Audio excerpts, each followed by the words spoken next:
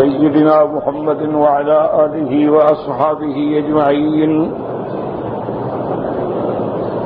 اللهم صل على سيدنا محمد وعلى آل سيدنا محمد كما صليت على إبراهيم وعلى آل إبراهيم في العالمين إنك حميد مجيد. أعوذ بالله من الشيطان الرجيم. بسم الله الرحمن الرحيم. الذين آتيناهم الكتاب من قبله هم به يؤمنون وإذا يتلى عليهم قالوا آمنا به إنه الحق من ربنا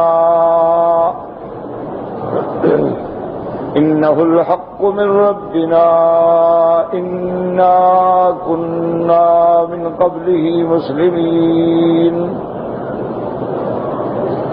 أولئك يؤتون أجرهم مرتين بما صبروا ويدرؤون بالحسنة السيئة ومما رزقناهم ينفقون.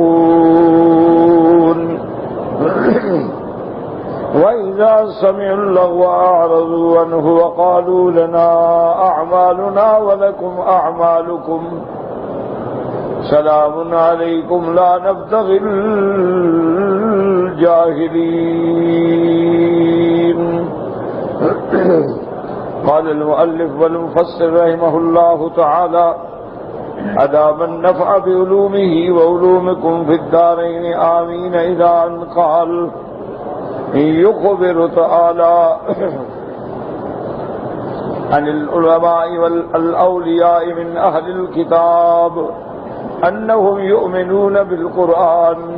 اللہ ان آیات میں خبر دیتے ہیں کہ اہل کتاب میں سے بھی ایسے لوگ گزرے ہیں جو ایمان والے ہیں، جو اللہ کے دوست ہیں، وہ قرآن پر بھی ایمان لائے.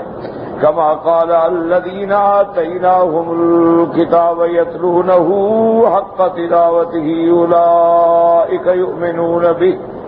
جن پر ہم نے کتاب دی یعنی اہل کتاب، وہ اس کا حق تلاوت ادا کرتے ہیں اور ایمان لانے والے ہیں. اور جیسے فرمایا وَإِن مِّنْ أَهْلِ الْكِتَابِ لَمَن يُؤْمِنُ بِاللَّهِ وَمَا أُنزِلَ إِلَيْكُمْ وما انزل الیہم خاشعین للہ. اللہ نے فرمایا اور بعض اہل کتاب میں سے وہ لوگ ہیں جو اللہ پر بھی ایمان لائے، جو تمہاری طرف اتارا گیا یعنی قرآن اس پر بھی ایمان لائے، اور جو ان پہ ان کے زمانے میں ان کے پیغمبر پہ کتاب اتری ان پر بھی ایمان لائے اور اللہ سے ڈرنے والے. اور فرمایا ان الذین اوتوا العلم من قبلہ اذا یتلی علیہم، جن کو اللہ نے علم عطا فرمایا جب قرآن پڑھا جاتا ہے، یخرون للاذقان سجدا، وہ سجدے میں گر جاتے ہیں، ویقولون سبحان ربنا ان کان وعد ربنا لمفعولا، اور اقرار کرتے ہیں کہ اللہ کا وعدہ جو ہے وہ ہو کے رہنے والا ہے. اور جیسے فرمایا وَلَتَجِدَنَّ أَقْرَبَهُم مَّوَدَّةً لِّلَّذِينَ آمَنُوا الَّذِينَ قَالُوا إِنَّا نَصَارَىٰ إِلَىٰ قَوْلِهِ فَاكْتُبْنَا مَعَ الشَّاهِدِينَ. اللہ نے فرمایا مسلمانوں سے زیادہ قریب ہے نصارہ، یعنی باعتبار یہود کے، ورنہ تو کافر ہوتا ہے. مقصد ہے کہ دو دشمن ہوں، ایک کی دشمنی ذرا بڑھ کے ہے، ایک کی کم ہے، دشمن تو دونوں میں. قال سعيد بن جبير نزلت في 70 من القسيسين بعثهم النجاشي فلما قدموا على النبي صلى الله عليه وسلم قرأ عليهم ياسين والقرآن الحكيم حتى ختمها فجعلوا يبكون وأسلموا ونزلت فيهم هذه الآية الأخرى. سعید بن جبیر فرماتے ہیں کہ نجاشی بادشاہ نے 70 اپنے علاقے سے علماء منتخب کر کے بھیجے حضور کی خدمت میں صلی اللہ علیہ وسلم. جب وہ حضور کی خدمت میں آئے تو حضور نے سورت یاسین تلاوت کی. آپ نے جب سورت پڑھی وہ اللہ کا قرآن سن رہے تھے، رو رہے تھے، اور جب حضور فارغ ہوئے تو وہ سب کے سب اسلام لے آئے۔ تو مراد وہ لوگ ہیں، یہ نہیں کہ اب سب سے بڑا دشمن اس وقت نصارہ ہے، یعنی خاص واقعات ہیں اور خاص زمانے سے ان کا تعلق ہے۔ الذين آتيناهم الكتاب من قبله هم به يؤمنون وإذا يتلى عليهم قالوا آمنا به إنه الحق من ربنا إنا كنا من قبله مسلمين، یعنی من قبل هذا القرآن كنا مسلمين، قرآن آنے سے پہلے بھی ہم اسلام والے مسلمان تھے۔ مسلمین مانا موحدین، مخلصین للہ مستجیبین لہ، صحیح عقیدہ توحید رکھنے والے، خالص اللہ کی عبادت کرنے والے، اللہ کے ہر حکم کی تعمیل کرنے والے۔ قال اللہ تعالی اولئک یؤتون اجرهم مرتين بما صبروا، أي هؤلاء المتصفون بهذه الصفات الذين آمنوا بالكتاب الأول ثم بالثاني، ان کو اللہ تبارک و تعالی نے بھی اپنی رحمت سے دوہرا اجر دینے کا وعدہ فرمایا کہ اللہ ان کو دوگنا اجر عطا فرمائیں گے۔ کیوں؟ یہ وہ لوگ ہیں جو پہلے اپنی کتاب پر بھی ایمان لائے، پھر حضور کے کتاب قرآن پاک پر بھی ایمان لائے۔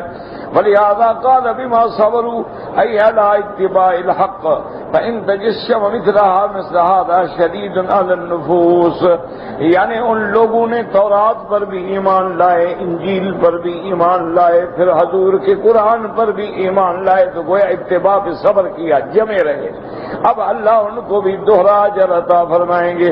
وقد ورد في الصحيح من حديث عامر الشعبي النبي بردة عن ابي موسى الاشعري رضي الله تعالى عنه قال قال رسول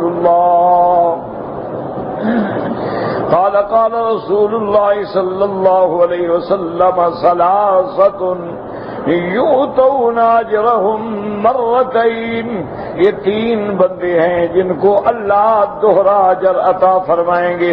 رجل من اہل الکتاب آمن بنبیہ ثم آمن بہ، ایک وہ بندہ جو اہل کتاب میں تھا، اپنے پیغمبر اپنی کتاب پر بھی ایمان لایا، پھر حضرت محمد مصطفیٰ پر بھی ایمان لے آئے۔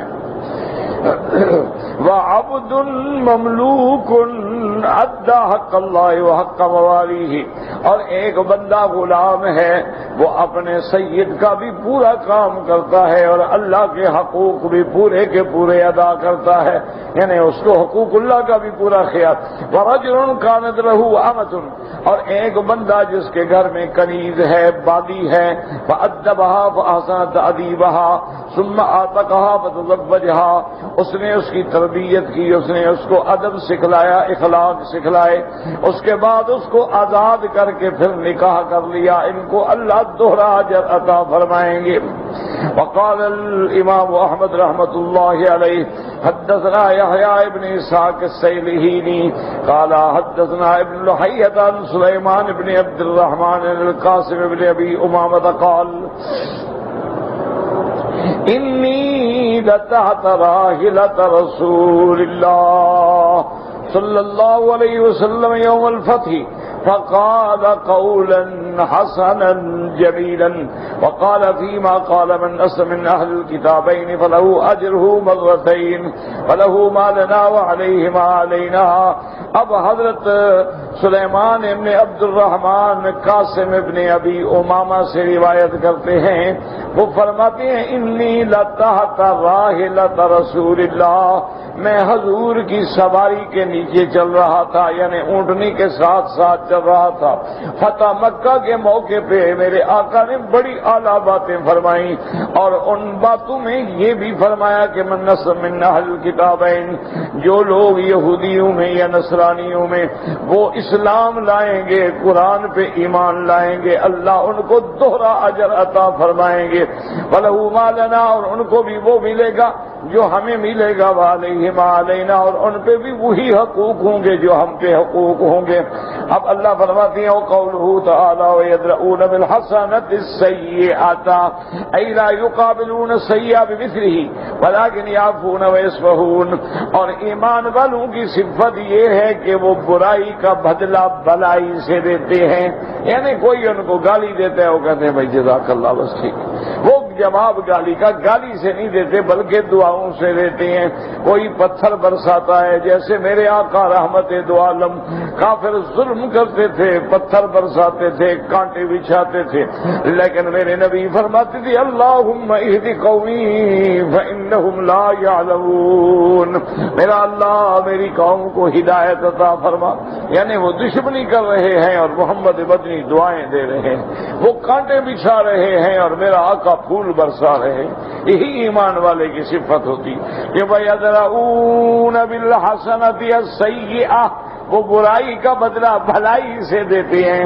اور بعض علماء نے فرمایا اس کا معنی یہ ہے کہ اگر کبھی ان سے غلطی ہو جاتی ہے، گناہ ہو جاتا ہے، فوراً پھر وہ نیکی کا کام کرتے ہیں، کیونکہ نیکیاں گناہوں کو مٹانے والی ہیں۔ ان الحسنات یذہبن السیئات، کہ نیکیاں جو ہیں وہ گناہوں کو لے جاتی ہیں۔ اس لیے خدا نہ کرے بندے سے گناہ ہو جائے، اگر کبیرہ ہے تو توبہ کرے، اور صغائر ہے تو پھر نیکی کرے، وضو کیا، نماز پڑھی، طواف کیا، اللہ اس کی برکت سے دھو ڈالتے ہیں، ورنہ تو ہر بندہ گناہ گار ہے۔ کون ہے جو گناہوں سے پاک؟ حضور نے فرمایا کلنا خطاؤون وخیر الخطائین التوابون، حضور نے فرمایا ہر بندہ خطا کار ہے۔ خطاؤون مبالغے کا صیغہ ہے، بہت بڑی غلطیاں کرنے والا۔ وخیر الخطائین، اور اچھے وہ ہیں جو توبہ کرنے والے ہیں، یہاں بھی مبالغے کا صیغہ ہے۔ خیر الخطائین التوابون، مانا بار بار توبہ کرتا ہے، وہ بھی اللہ کو پیارا ہے۔ اس لیے حدیث مبارک میں آتا ہے کہ جب بندہ گناہ کرنے کے بعد اللہ معاف فرمائے، اللہ ہر مسلمان کو بچائے، لیکن انسان ہے، انسان سے گناہ تو ہوتے ہیں۔ اب یہ ضروری تو نہیں نا کہ ہر آدمی زنا کرتا ہے، شراب پیتا ہے، جھوٹ بولنا گناہ نہیں ہے، کسی کا غیبت کرنا، گلہ کرنا گناہ نہیں ہے، کسی کے پس سے پشت بیٹھ کے اس کے قصے کہانیاں بنانا یہ گناہ نہیں ہے، دو مسلمانوں کو لڑانا یہ گناہ نہیں ہے، فرقہ بندی پیدا کر، یہ سب گناہ ہیں۔ لیکن اگر بندہ شرمندہ ہو کر گناہوں سے اللہ کے دروازے پہ گر کے توبہ کرتا ہے تو اللہ فرماتے ہیں فشہدوا ملائکتی، اللہ فرماتے ہیں فرشتے گواہ ہو جاؤ، دیکھو میرا بندہ رو رہا ہے، توبہ کر رہا ہے۔ علم عبدی ان لہ رب یغفر الذنوب، میرے بندے کو پتہ چل گیا ہے کہ میرا بھی کوئی مالک ہے جو میری غلطیاں معاف کر دے گا، گواہ ہو جاؤ میں نے گناہ معاف کر دیے۔ اس لیے بزرگ کہتے ہیں گر کافر ہو گبرو بت پرستی بازا، اگر ہزار بار توبہ شکستی بازا۔ بزرگ کہتے ہیں تم کافر ہو، مشرک ہو، قبر پرست ہو، چھوڑو گناہوں کو، توبہ کر لو، اور اگر تم نے 1000 دفعہ بھی توبہ کر کے توڑ دی ہے پھر بھی توبہ کرو، دروازہ کھلا ہوا ہے۔ اللہ سے دعا کریں اللہ ہمیں بھی گناہوں پہ توبہ نصیب فرما دے۔ اللہم اجعلنا من التائبین، اللہم اجعلنا من عبادک الصالحین، اللہم ارحمنا یا ارحم الراحمین۔ اس لیے یاد رکھیں کہ میرا مولا جہاں قہار ہیں، جبار ہیں، جہاں متکبر ہیں وہاں ستار بھی ہیں، غفار بھی ہیں، ارحم الراحمین بھی ہیں۔ اگر بندوں سے گناہ نہ ہوں، توبہ نہ کریں تو ستار کیسے ہوں گے، غفار کیسے ہوں گے؟ یہ بھی انسان ہے، نظام ہے اللہ کا۔ شرط یہ ہے کہ بندہ بس مالک کا دروازہ نہ چھوڑے، اللہ کے دروازے پہ پڑا رہے، غلطیاں ہو جائیں پھر مالک کے دروازے پہ گر جائے، وہ غفور الرحیم ہے، معاف فرمانے والے۔ ایسے فرماتی ہیں یدرؤون بالحسنۃ السیئۃ ومما ومما رزقناهم ينفقون أي ومن الذي رزقهم من الحلال ينفقون على خلق الله بالنفقات الواجبة لأهليهم وأقاربهم وزكاة المفروضة والمستحبة من التطوعات وصدقات النفل والقربات.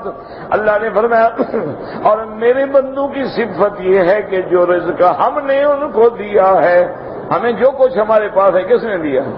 تو جب اللہ کا دیا اللہ کے لیے دیں گے تو کون سی بڑی بات ہو جاتی. وَمِمَّا رَزَقْنَاهُمْ يُنْفِقُونَ اللہ نے جو رزق حلال دیا ہے وہ خرچ کرتے ہیں اللہ کی مخلوق پہ. کیا معنی؟ اپنے اقارب، اپنے رشتہ دار، اپنے اہل، اپنے اولاد. اسی طرح جو زکوٰۃ فرض ہے وہ ادا کرتے ہیں، نفلی صدقات بھی کرتے ہیں، تقرب الی اللہ کے لیے بھی خیرات کرتے ہیں. مومن کی تو صفت یہ ہے الذین ينفقون باللیل والنہار سرا وعلانیۃ. اللہ تبارک و تعالیٰ فرماتی ہیں مومن وہ ہے جو اللہ کے راستے میں دن میں رات میں، یعنی روشنی میں اندھیرے میں، ظاہر میں باطن میں اللہ کے راستے میں خیرات کرتے ہیں.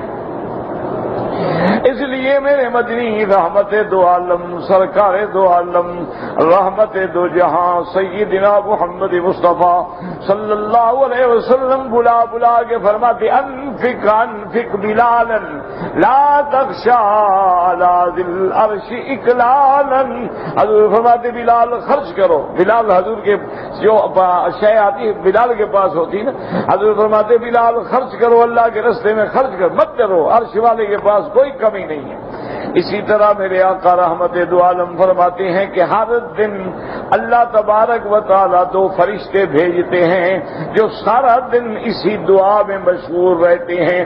اللہم اعط لکل منفق خلفا واعط لکل ممسک تلفا. جو دعا کرتے ہیں اللہ جس نے تیرے راستے میں خرچ کیا اس کو بدلہ عطا فرما دے، اور جس نے بخیلی کی ہے اس کا مال برباد کر دے. تو اللہ کے فرشتے جو ہے وہ دعا کرتے رہتے ہیں. اس لیے میرے مدنی پاک نے فرمایا ما نقص مال من صدقۃ قط او کما قال. حضور نے فرمایا تم جتنی اللہ کے راستے میں خیرات کرو گے کبھی تیرا مال کم نہیں ہوگا بلکہ اور اللہ برکتیں عطا فرمائیں گے. اس لیے قرآن میں اللہ نے خود فرما دیا وما انفقتم من شیء فهو یخلفہ. جو تم میرے راستے میں خرچ کرو گے اس کا بدلہ اللہ تبارک و تعالیٰ عطا فرما دیتے ہیں. تو مومن کی صفت یہ ہوتی ہے کہ وہ اللہ کے راستے میں خیرات کرتے ہیں. اس لیے لکھا ہے کہ حضرت سیدنا معاویہ رضی اللہ تعالیٰ عنہ نے حضرت حسن رضی اللہ تعالیٰ عنہ کو اس زمانے میں 30,000 درہم بھیجے.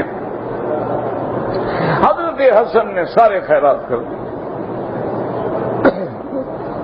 حضرت معاویہ کو پتہ چلا تو انہوں نے خط لکھا، انہوں نے کہا آپ اہل بیت رسول ہیں، اس میں تو کوئی شک نہیں، آپ سخی ہیں، آپ کریم ہیں، جواد ہیں، لیکن یہ بھی سخاوت نہیں کہ ایک دن میں 30,000 لوٹا دو اور خود بیٹھے رہو. یہ تو اسراف ہے. ابھی اپنے لیے بھی تو کچھ رکھے نا. تو حضرت حسن نے جواب لکھا، انہوں نے کہا کہ تمہیں پتہ نہیں کہ خیرات میں اللہ کے راستے میں دینے میں اسراف نہیں ہوتا. اسراف وہ ہوتا ہے جو اللہ کی نافرمانی میں خرچ کیا جائے. اگر آدمی گناہ میں 1 ریال بھی خرچ کرے تو اسراف ہے، اور نیکی کے کام میں لاکھوں بھی لٹا دے تو کیا اسراف ہے. بی بی زینب بنت جحش رضی اللہ تعالیٰ عنہ حضور کی بیوی ہیں. حضرت امیر المومنین سیدنا عمر بن الخطاب رضی اللہ تعالیٰ عنہ نے 12,000 درہم بھیجے. اس زمانے میں 12,000، آج کل تو 12 لاکھ سے بھی زیادہ ہے. تو بیوی نے اپنی باندھی تھی ان کا نام تھا بیوی برزہ.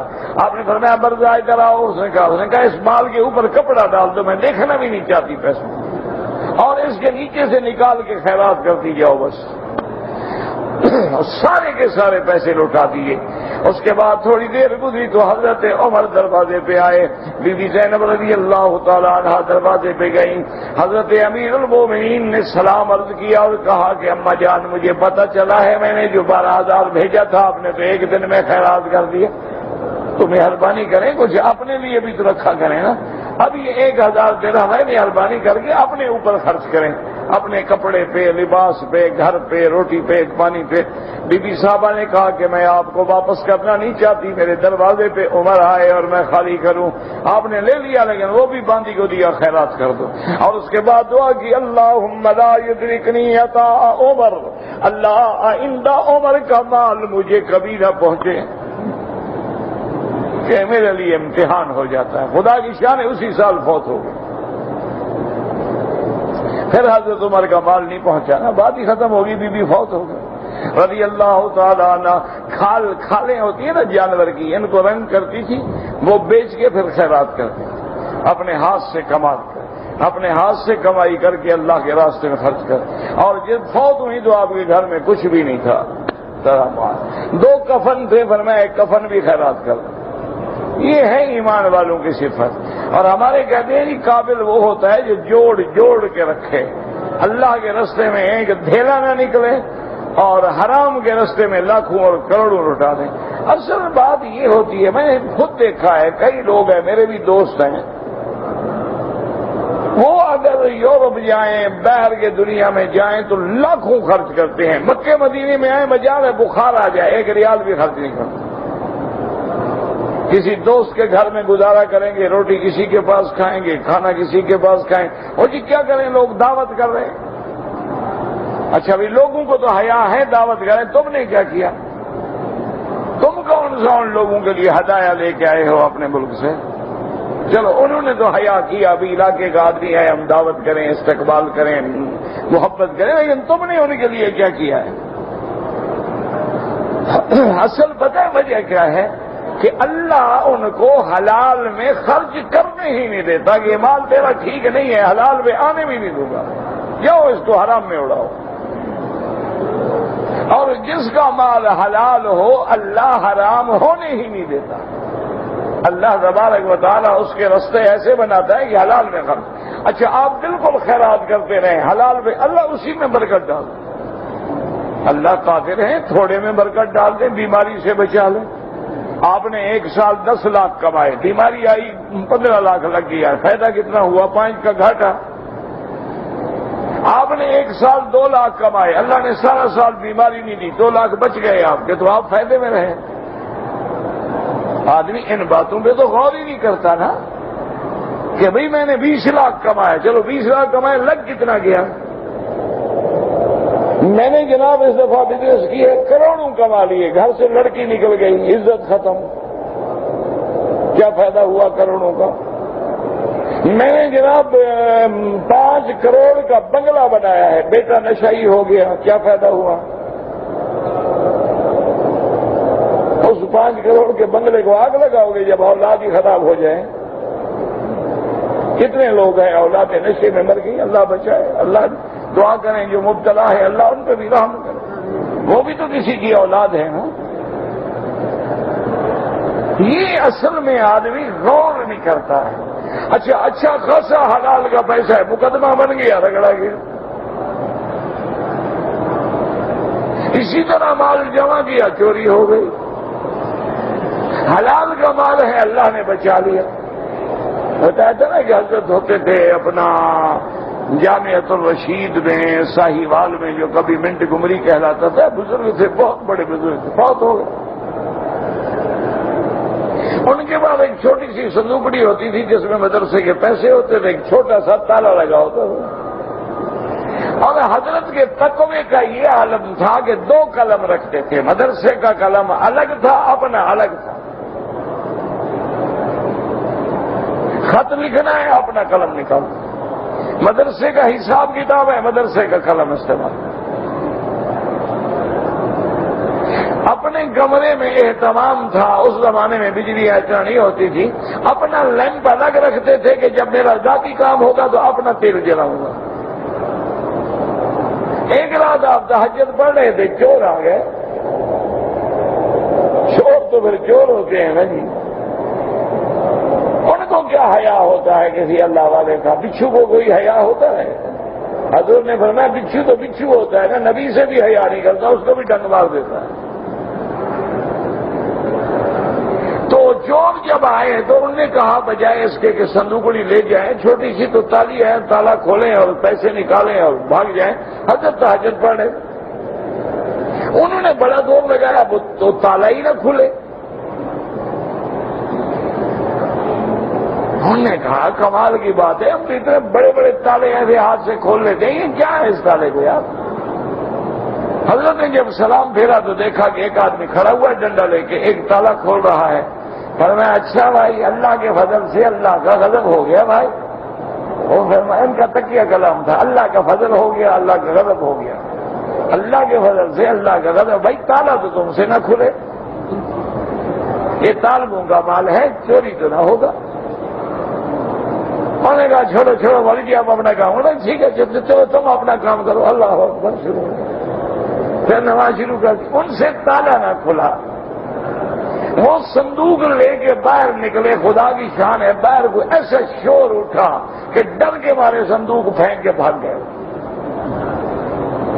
حضرت نے باقاعدہ تہجد پڑھی، نماز پڑھی، فارغ ہوئے، دعا مانگی، نماز کے لیے مسجد کو چلے، صندوق راستے میں پڑی تھی، چھوٹی سی تو صندوق نہیں، طالبوں کو بلایا تھا، وہی رات اللہ کے فضل سے اللہ کا غضب ہو گیا، لیکن پھر اللہ کا فضل ہو گیا، تمہارا مال جو ہے وہ بچ گیا، چوری نہ ہوا۔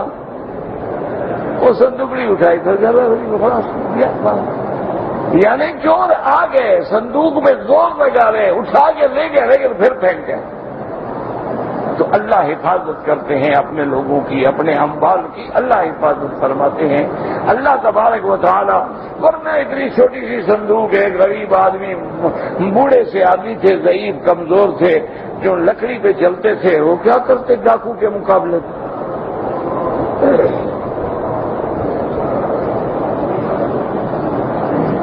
ہمیں پرانا، ہم اس وقت یعنی یاد ہی نہیں آتی بات، لوگوں سے سنی ہے، کیونکہ میں نے ہندو نہیں دیکھے، مجھے کوئی ہندو شندو یاد نہیں ہے جب انقلاب آیا یا ہندو چلے گئے، سنے ہیں کس سے لوگوں۔ وہ کہتے ہیں کہ ہندوؤں کا جب دور تھا، جا رہے تھے اور تقسیم ہو رہی تھی ملک کی، تو کچھ ہندو جو تھے وہ سارے مال جمع کر کے، کیونکہ والد صاحب رحمت اللہ علیہ وہاں تھے، تو سارے حضرت کے گھر میں عورتیں زیور اور دولت اور پیسہ اور سب لے کے آ گئی، اور ہندو جو تھے وہ مدرسے میں آئے۔ ان کو پتہ لگا کہ ابھی لوگ ہمیں قتل کریں گے، کچھ لوگ آ رہے ہیں، ڈاکہ ڈالیں گے اور ماریں گے، قتل کریں گے، پناہ لینے کے لیے آئے۔ فرشہ نے پوچھا بھی کیا بات ہے؟ انہوں نے کہا جی ہم نے سنا ہے ڈاکو آ رہے ہیں، لوگوں کو لوٹتے چلے جا رہے ہیں، اور ہم تو یہ اللہ کی مرضی ہے، ملک بن گیا، ہم اپنے ملک میں چلو چلے جائیں گے، لیکن ہماری جان بلا وجہ مار دی جائے۔ انہوں نے فرمایا اللہ کے بندے میں تو ایک مولوی آدمی ہوں، کسی ذمہ دار کسی بڑے، انہوں نے کہا جی ذمہ داروں کے پاس جائیں گے تو وہ جو کچھ ہے ویسے وہ خود چھین لیں گے، پھر جانے کا کیا فائدہ ہوا؟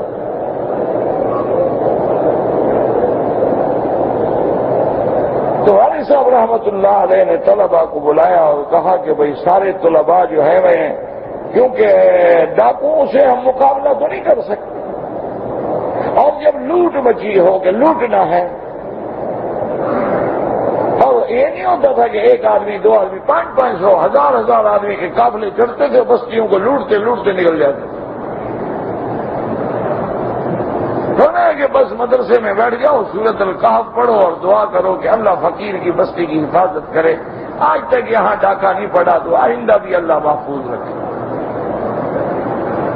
اللہ کی شان ہے جناب، وہ ڈاکو آئے، انہوں نے جتنا زور لگایا فائر کریں، بندوقیں نہ چلیں، شہر کی طرف آئے، ان کو راستہ سجھائی نہ دیں، وہ تنگ ہو کے واپس چلے گئے۔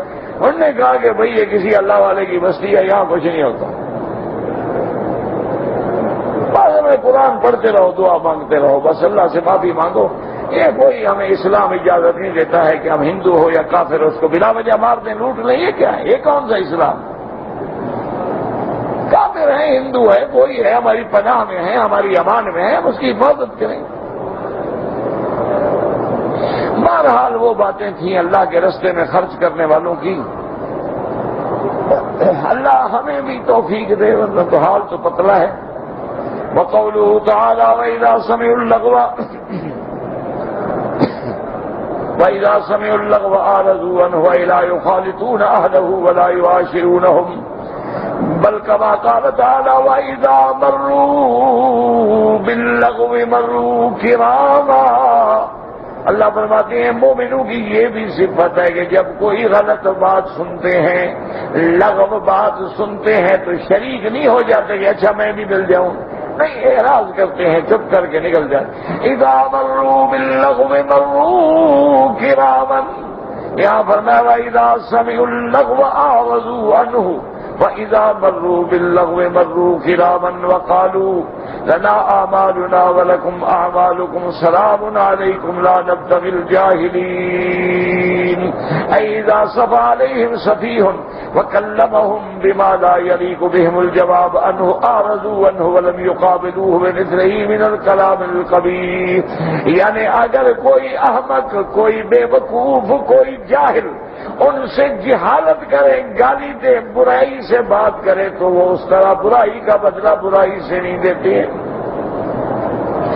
اعراض کرتے ہیں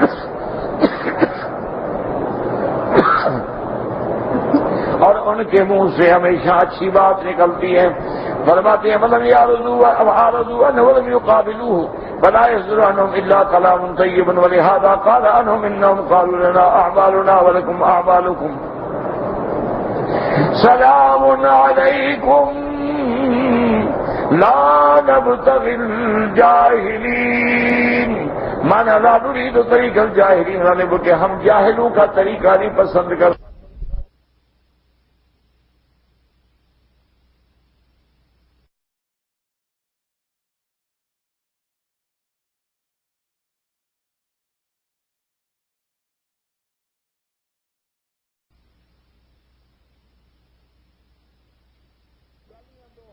تم گالیاں دو ہم دعا کریں گے. قال محمد بن اسحاق في السيرة ثم قدم على رسول الله صلى الله عليه وسلم عشر رجل قريب من ذلك. وهو بمکہ. محمد بن اسحاق نے سیرت میں لکھا ہے کہ حضور کی خدمت میں حضور مکے میں تھے کہ 20 آدمی آئے من النصارى حتى بلغهم خبره من الحبشة فوجدوه في المسجد فجلسوا إليه وكلموه وسألوه رجال من قريش في أندية حول الكعبة.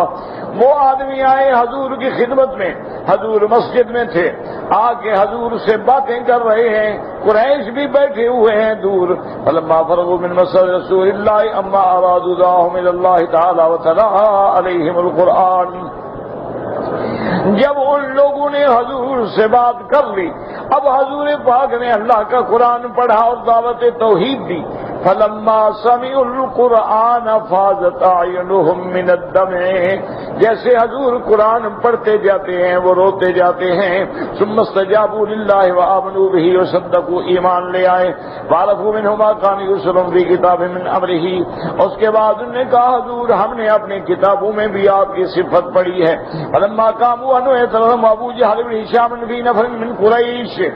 جب یہ مومن بن کے مسلمان بن کے واپس جا رہے تھے، ابو جہل لعنت اللہ علیہ کو چند قریش کے لوگوں کو لے کے آیا. وقالوا لهم خیبکم اللہ من رکب بعثکم وراءکم من اہل دینکم ترتادونهم تاتوهم بخبر الرجل فلم تطمئن مساج من حتى فارقتم دینکم وصدقتم فيما قال ما نعلم رکبا احمق منکم.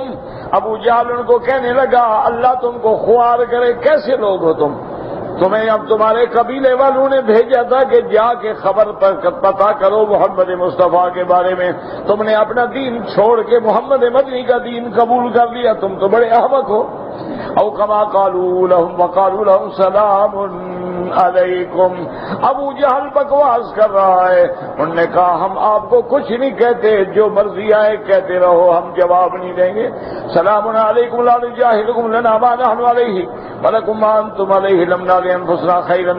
قال ويقال ان النصارى من اهل النجران فالله اعلم اي ذلك كان.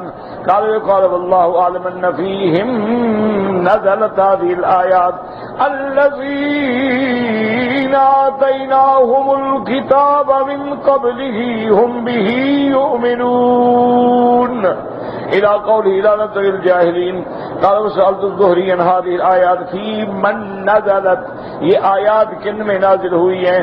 قال ما تسمعون البائنا انہن نزلن فی النجاشی وصابر رضی اللہ عنہم الآیات اللاتی فی سورۃ المائدہ، انہوں نے کہا ہم نے تو یہی سنا ہے کہ یہ نجاشی کے بارے میں، ان کے ساتھیوں کے بارے میں آیات اتری ہیں، اور سورۃ مائدہ میں جو آیت آئی ہے ذالک بأن منہم قسیسین ورہبانا، وہ بھی انہی کے بارے میں اتری ہے۔ الی قول فقتنا مع الشاہدین واللہ اعلم۔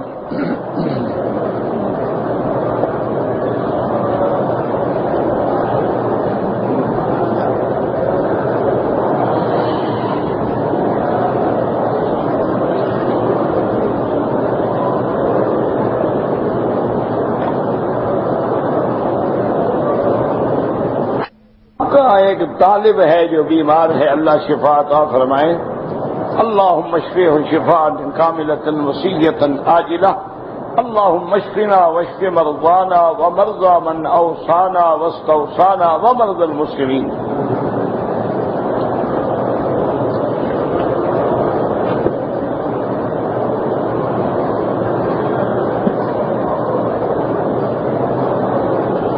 کہتے ہیں جی کہ وہاں اجتماع جب ہوتا ہے تبلیغی جماعت کا تو وہاں پر کوشش کر کے وہ لوگ موبائل بند کروا دیتے ہیں۔ یہاں بھی کوشش ہونی چاہیے، بالکل ہونی چاہیے، آپ بھی کریں، کسی نے منع کیا؟ اگر ہر مسلمان حرم کے دروازے پہ کھڑا ہو کے ایک دوسرے کو تبلیغ کرے کہ بھئی بند کرو بند کرو، انشاءاللہ اثر ہوگا، کسی نے منع نہیں کیا۔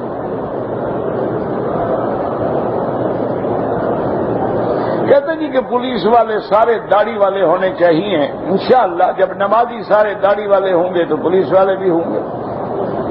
تم نمازی داڑھی والے بنا لو، ہم انشاءاللہ پولیس والے داڑھی والے بنوا دیں گے۔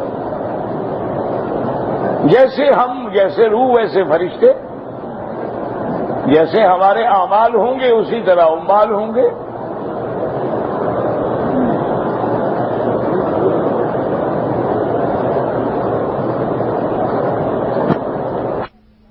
جنت المعلی میں لوگوں کو صرف بی بی سیدہ خدیجہ کی قبر کا پتہ ہے۔ میرے سامنے وہاں ایک آدمی سجدہ کر رہا تھا، تو یہ بھی حکمت ہے نا، اگر اور کا پتہ ہوتا تو ہر جگہ سجدہ ہوتا تھا۔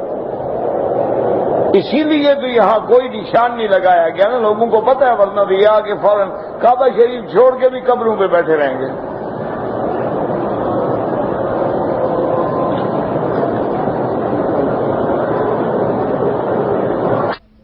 کی پابندی اللہ توفیق دے، ہر ملک میں، ہر اسلامی ملک میں اللہ کا عورتوں کو حیا دے اور پردے کی توفیق دے۔ کہتے جی کہ کچھ لوگوں نے کراچی سے آتے ہوئے احرام جو ہے وہ جدے کے ایئرپورٹ سے باندھا ہے۔ صاف ظاہر ہے میرا بھائی کہ میقات گزر گیا، میقات جو ہے آپ کا گزر گیا، آپ نے میقات کے بعد احرام باندھا۔ اب دو نقصان ہوئے، ایک تو آپ پہ دم پڑ گئی کہ ایک بکری اللہ کے حرم میں ذبح کر کے غریبوں کو تقسیم کریں، اور دوسرا میقات کے عمرے سے بھی آپ محروم ہو گئے۔ جدہ تو میقات نہیں ہے، یعنی جو عمرہ اللہ نے آپ کو میقات والا نصیب کرنا تھا جو چھوٹے حج کے برابر ہے، اس سے بھی گئے، اور تجاوز میقات کی وجہ سے ایک بکری دم بھی پڑ گئی۔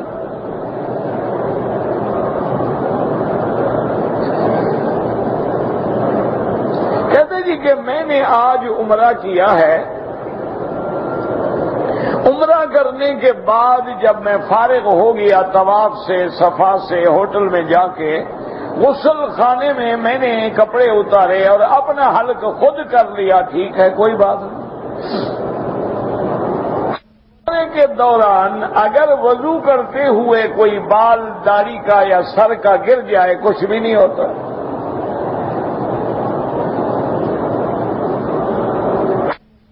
ابوا جو ہے وہ کہاں ہے؟ مکے اور مدینے کے درمیان میں ہے، وہاں جانے کا کوئی راستہ ہے؟ ہاں وہ جیپ شیپ ہو، گاڑی ہو تو جا سکتا ہے، ہم گاڑی نہیں جاتی، کچا راستہ ہے۔ آپ نے کیا کرنا ہے وہاں؟ وہی قبر پہ جانا ہے نا؟ نہیں، آپ وہاں جو جائیں گے کیا کرنے جائیں گے آپ؟ جب آپ کو اللہ نے مکہ نصیب کر دیا، مدینہ نصیب ہو گیا، پھر اب وہاں آپ جا کے کیا کریں گے؟ وہ مقام حضور کے روضے سے اور کعبے سے افضل ہے۔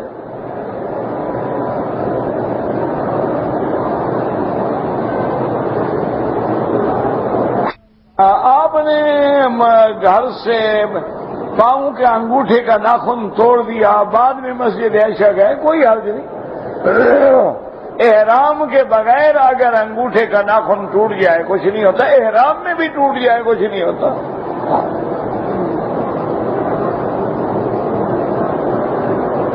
میں نے کچھ روزے نہیں رکھے تھے جو میرے ذمے قضا ہے، اب میں نے سوموار اور جمعرات کا روزہ رکھوں، اگر قضا کی نیت کریں گے تو ادا ہوں گے، ایسے تو ادا نہیں ہوں گے۔ سوموار اور جمعرات کا روزہ رکھنا سنت ہے، 13، 14، 15 لیالی البیض کے روزے رکھنا سنت ہے، اسی طرح 9 اور 10 محرم یا 10 اور 11 کا روزہ رکھنا سنت ہے۔ تو آپ نے اگر قضا کی نیت کی ہے تب ادا ہوگا، نیت نہیں کی تو ادا نہیں ہوں گے۔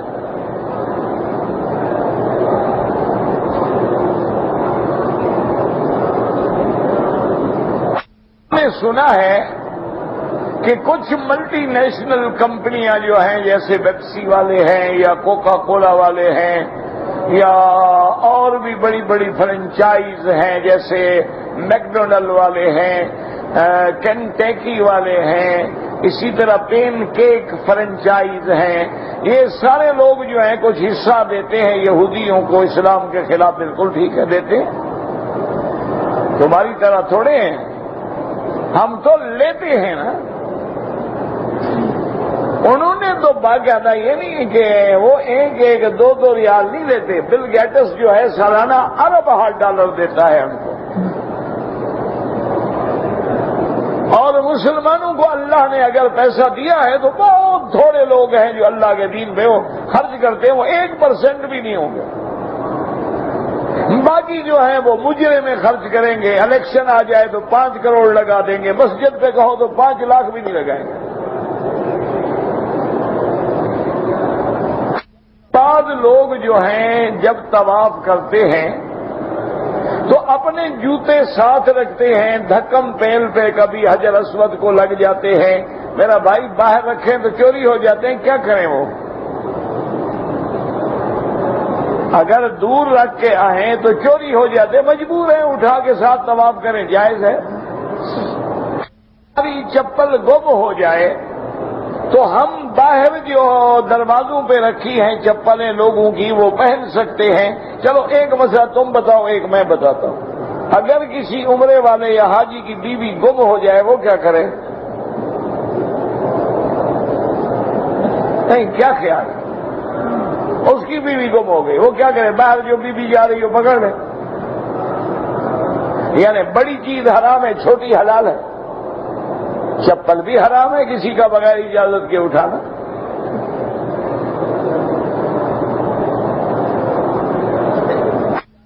اگر نماز پڑھیں تو جائز ہے، قمیص اتار کے پڑھو تب بھی جائز ہے، سر کی کیا بات ہے؟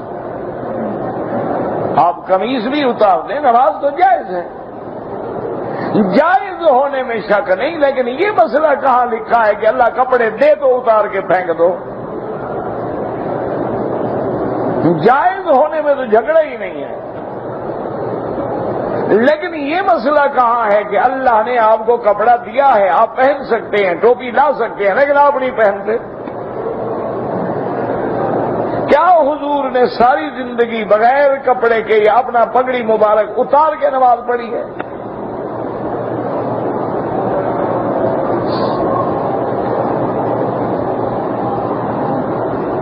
السلام علیکم کے جواب میں کہیں وعلیکم السلام ورحمۃ اللہ، آپ زیادہ کہیں۔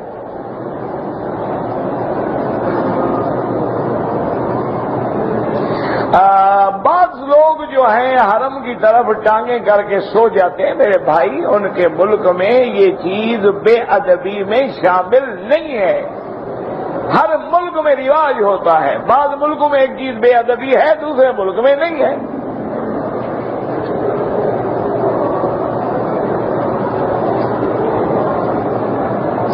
مرغی جو یورپ سے یا باہر سے آتی ہے اس پر کوئی اعتبار نہیں، کیونکہ کافر ملک ہے، وہاں سے لاکھوں مرغیاں جب بھیجی جائیں کون ذبح کرتا ہوگا؟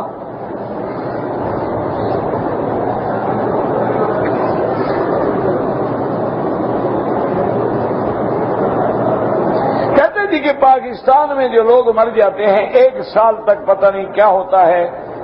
بہرحال دعا کرنا تو منع نہیں ہے، لیکن جو رواج ہے نا کل شریف اور جمعرات شریف اور 40واں شریف، یہ بدعت شریف ہے پوری۔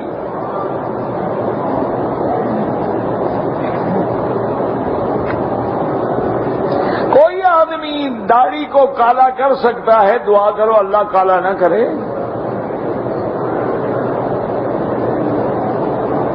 دعا کرو اللہم بید وجوہنا یوم تبید وجوہ وتسود وجوہ، کہ اللہ جس دن چہرے سیاہ اور سفید ہوں گے ہمارے چہرے سفید کرنا، سیاہ نہ کرنا۔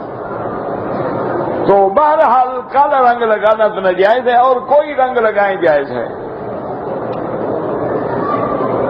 ربنا لک الحمد یا ولک الحمد کچھ نہیں، جیسے کہہ دو ٹھیک ہے۔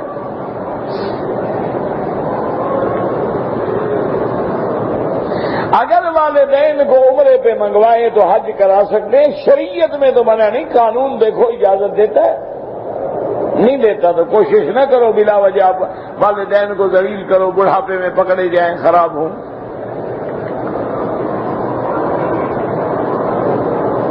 احرام کی حالت میں عورت کے لیے حکم ہے کہ چہرے پہ پردہ نہ ہو، لیکن کب نہ ہو؟ جب لوگ سامنے نہ ہوں۔ اس لیے بی بی عائشہ فرماتی ہیں کہ اذا رأینا الرجال صدلنا علی وجوہنا، کہ جب ہم حالت احرام میں مرد قریب آتے تو ہم فوراً کپڑا لٹکا لیتے، اور مرد جب دور چلے جاتے تو ہم کپڑا ہٹا لیتے۔ تو اس لیے عورت اگر احرام میں اکیلی ہے، کمرے میں بیٹھی ہے، خیمے میں بیٹھی ہے، کوئی غیر مرد نہیں ہے، کوئی غیر محرم نہیں ہے، بالکل کپڑا نہ ڈالے، اور اگر مرد ہیں تو ایسے کپڑا لٹکا دے کہ پردہ بھی رہے اور چہرے کو نہ لگے۔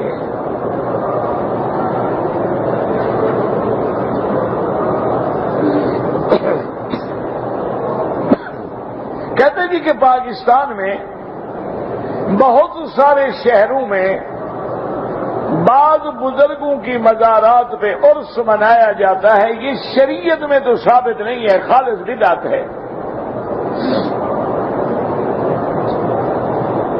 ویسے اللہ کا شکر ہے آپ مکے مدینے آئے ہوئے ہیں، کسی سے مسئلہ پوچھنا کہ عرس کا معنی کیا ہے،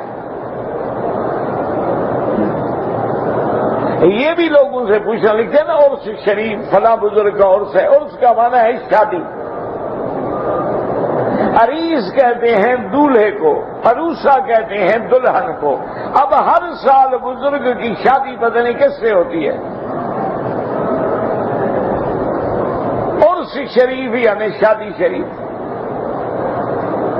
اب یہ پتہ نہیں آپ شادی کس سے کرتے ہیں، نصیب کی بات ہے، وہ مردوں کی شادیاں ہو رہی ہیں، ہم زندوں کی نہیں ہوتی، نصیب کی بات ہے نا بھائی۔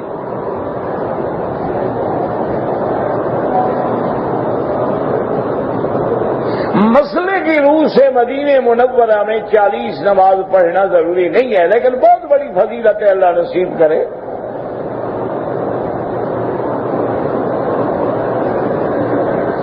اگر ہم نے عمرہ کرنے کے بعد اسرا پھروا دیا، دوسرے عمرے میں بال کینچی سے کاٹیں گے، بال ہیں کہاں جو کینچی سے کاٹو گے؟ جب اسرا پھروا دیا اب کینچی کس سے کاٹو گے؟ یعنی چمڑا کاٹو گے؟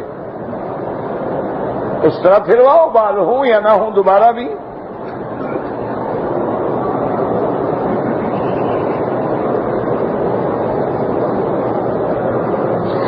عورت ایام حیض میں تھی، 4 دن گزرنے کے بعد خون بند ہو گیا،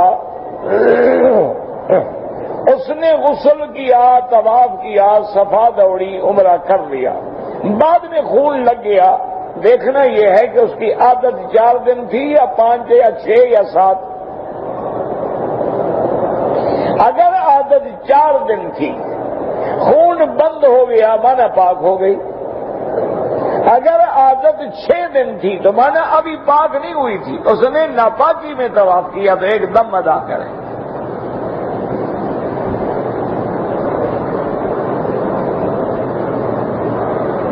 کہتے جی کہ جو لوگ عمرے پہ آئے ہوئے ہیں، عمرے سے فارغ ہونے کے بعد میاں بیوی آپس میں مل سکتے ہیں، کیوں نہیں مل سکتے؟ عمرہ کرنے سے بیوی سے نکاح ختم ہو جاتا ہے؟ نہیں، عمرہ ہے، طلاق ہے کوئی؟ اللہ کے بندے، بیوی ہے جب عمرہ نہیں ہے، حلال ہے، اب عمرے کی حالت میں حرام ہے۔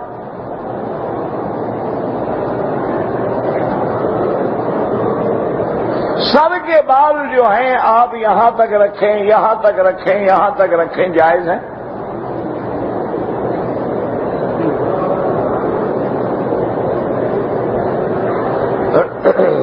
مقتدی امام کے ساتھ نماز پڑھتا ہے، جب التحیات پڑھ رہا ہوتا ہے، امام سلام پھیر دیتے ہیں اور التحیات ابھی پوری نہیں ہوتی، آپ ہی سلام پھیر دیں۔ ہم امام کے تابع ہیں۔ اب آپ کو التحیات پڑھنا نہ آتا ہو یا آپ اتنا آہستہ پڑھتے ہوں کہ امام کے بعد بھی ختم نہیں ہوتی، تو امام کیا کرے گا غریب؟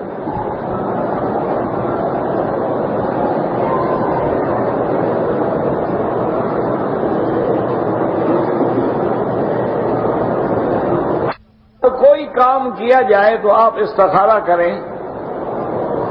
استخارہ کرنا جو ہے سنت محمد مصطفیٰ ہے، اور استخارے کی دعا جو ہے وہ لکھی ہوئی کتابوں میں موجود ہے۔ 2 رکعت نماز پڑھیں، اس کے بعد درود شریف پڑھیں، پھر 3 دفعہ وہ دعا پڑھیں، اس کے بعد پھر درود شریف پڑھیں۔ 1 دن، 2 دن، 3 دن، حتیٰ کہ 7 دن۔ اگر دل کا خیال اس کام کے کرنے کی طرف جم جائے تو کریں، اور خیال آئے کہ نہیں کرنا چاہیے تو چھوڑ دیں۔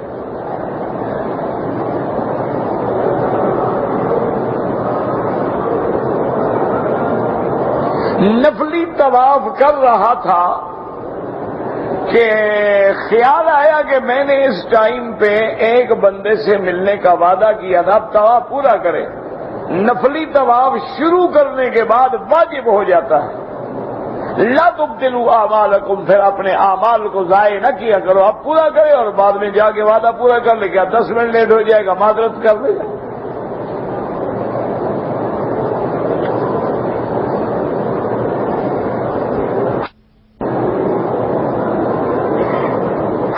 جس کا خط ہے مجھے بعد میں آرام سے ملے، جس نے خط دیا ہے عشاء کے بعد آرام سے ملے۔ اب میں درس میں تو خیال نہیں رکھ سکتا نا۔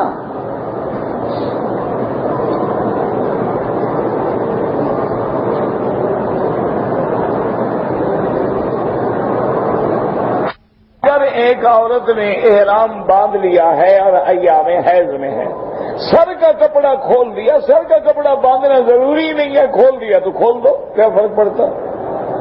جس دن پاک ہو جائیں سادہ پانی سے غسل کرے، خوشبو والا شیمپو یا صابن استعمال نہ کرے۔ مسجد عائشہ جانے کی کوئی ضرورت نہیں، وہ تو نیت کر کے آئی ہے، اب مسجد عائشہ کیوں جائے؟ غسل کرنے کے بعد عمرہ کرے اور طواف کر کے صفا مروا دوڑ کے بال کٹائے۔ کہتے تھے کہ یورپ میں یا کسی کافر ملک میں دنیاوی امور کے لیے رہنا جائز ہے، ناجائز ہے؟ دنیا کے لیے جانا تو جائز ہے، تجارت کریں، تعلیم حاصل کریں، یا دین کی دعوت دینے کے لیے جائیں، ورنہ کافر ملک میں قیام کرنا جو ہے شریعت میں منع ہے۔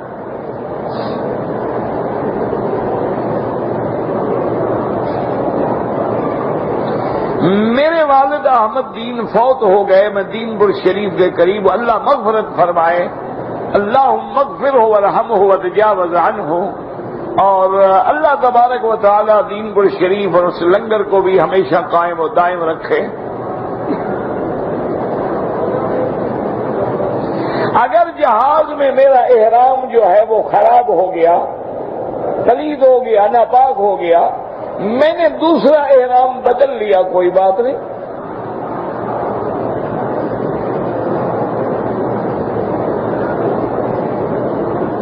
کسی نے قسم کھایا تھا کہ میں نماز قضا نہیں کروں گا، اب اس نے نماز قضا کی، بہرحال توبہ استغفار بھی کرے اور کفارہ بھی ادا کرے، یہی تو فائدہ ہے نا، کفارے کا جرمانہ پڑے گا، آئندہ قضا نہیں کرے گا۔ عورت نے مدینہ منورہ سے ایام حیض کی وجہ سے احرام نہیں باندھا، بعد میں مسجد عائشہ سے عمرے کا احرام باندھا، دم پڑ گئی، مدینہ میقات ہے، بغیر میقات بغیر احرام کے آ گئی۔ احرام کی نیت تو حالت حیض میں بھی کرنا جائز ہے، کوئی منع نہیں۔ عورت نے کون سا احرام باندھنا ہوتا ہے؟ جو کپڑے پہنے ہوئے غسل کرے، لبیک بعمرۃ لبیک اللہم لبیک پڑھتی ہوئی آ جائے اور ہوٹل میں بیٹھ جائے، جب پاک ہو عمرہ کرے۔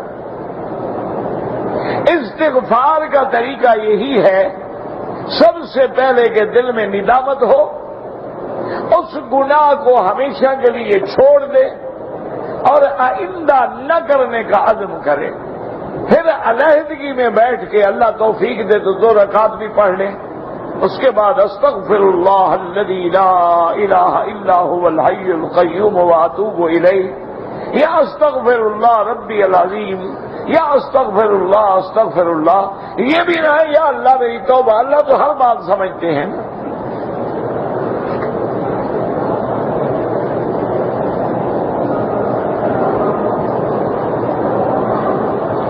اگر ایک آدمی نے کسی کو تشدد کر کے قتل کر دیا ہے، اللہ کے آگے توبہ کرے، 2 مہینے کے روزے رکھے اور مقتول کے وارثوں کو دیت ادا کرے یا ان سے معافی حاصل کرے۔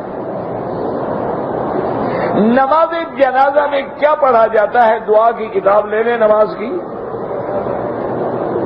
رمضان المبارک میں کعبۃ اللہ میں تراویح کتنی رکعت پڑھی جاتی ہے؟ 30 رکعت پڑھی جاتی ہے۔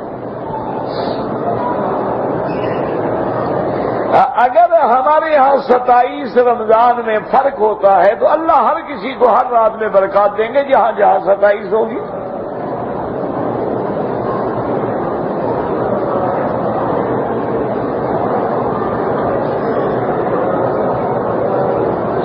طواف اور صفا کرنے کے بعد میں نے اپنے سر کے 3 جگہ سے کینچی سے تھوڑے تھوڑے بال کاٹے، سارے بال کٹواؤ، اور اگر کپڑے پہنے ہوئے 1 دن گزر گیا ہے تو دم بھی ادا کرو۔ ٹک لگانے سے آدمی احرام سے نہیں نکلتا۔